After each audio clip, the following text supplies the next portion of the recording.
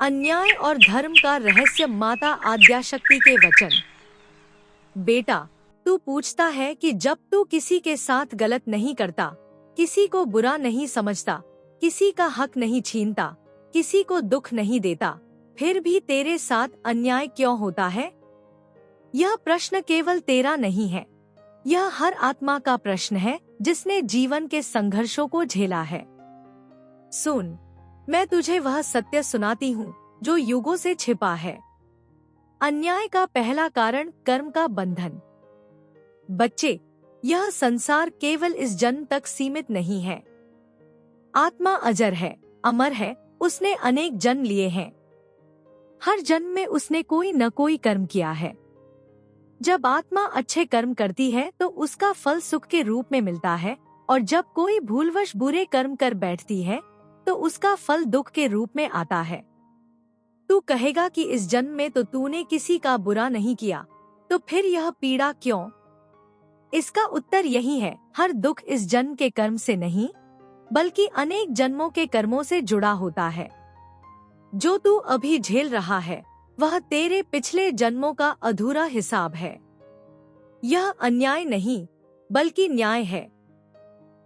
यह उस अदृश्य लेखा का हिस्सा है जिसे ब्रह्मांड स्वयं सहेज कर रखता है।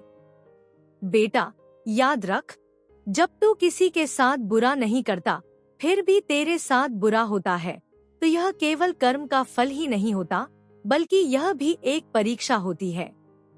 जैसे सोने को भट्टी में तपाया जाता है ताकि उसकी चमक और शुद्धता बढ़े, वैसे ही सत्पुरुषों को कठिन परिस्थितियों में डाला जाता है ताकि उनकी आत्मा और तेजस्वी बने।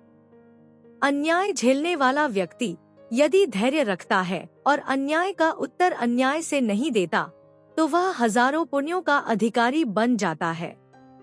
उसका आत्मबल इतना बढ़ जाता है कि भविष्य में वही आत्मा दीपक बनकर अंधेरों को चीर देती है।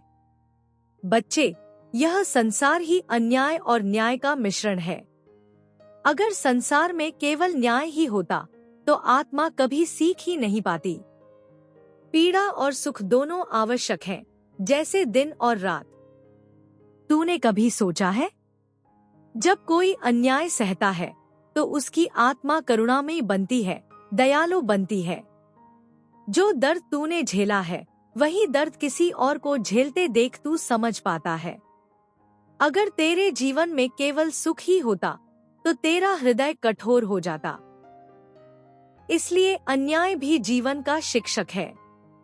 बच्चे, जब तू देखता है कि जो छल करता है, जो चोरी करता है, जो दूसरों को लूटता है, उसका जीवन सुख में बीत रहा है, और जो निष्कलंक है उसे पीड़ा मिल रही है, तो तेरा मन विद्रोह करता है। पर याद रख, यह संसार का न्याय नहीं, यह मेरे नियम का न्याय है। कभी भी इस पल को अंतिम मत समझ। उस व्यक्ति को जो छल से सुख पा रहा है उसका हिसाब भी निश्चित है, और तुझे जो दुख मिल रहा है उसका प्रतिफल भी निश्चित है। मैं मौन बैठी हूँ, इसका अर्थ यह नहीं कि मैं देख नहीं रही। मैं प्रतीक्षा करती हूँ उस क्षण की जब हर आत्मा को उसके कर्म का उचित फल दूं। यह देर है, अंधेर नहीं। बच्चे, तू पूछता है कि क्या हमेशा अन्याय सहना चाहिए? तो सुन, अन्याय सहने का अर्थ यह नहीं कि तू कमजोर है। अन्याय सहने का अर्थ है कि तू अपने कर्म और धर्म पर दृढ़ है। तू अपने अधिकार के लिए लड़े, पर द्वेष और घृणा के साथ नहीं। तू अन्याय के विरुद्ध खड़ा हो, पर किसी और पर अन्याय किए बिना। याद रख, तेरी लड़ाई तेरी आत्मा को शुद्ध करने की है, न कि किसी को नीचा दिखाने की। जब किसी सत्पुरुष के साथ अन्याय होता है तो वह केवल एक व्यक्ति का दुख नहीं होता, वह संसार को यह दिखाने का अवसर होता है कि अंधेरे में भी दीप जल सकता है। बेटा, महापुरुषों को देख। प्रभु राम ने वनवास सहा, सीता ने अग्नि परीक्षा दी, मीरा ने विष का प्याला पिया, हनुमान ने अपमान सहा। क्या वे सब पापी थे?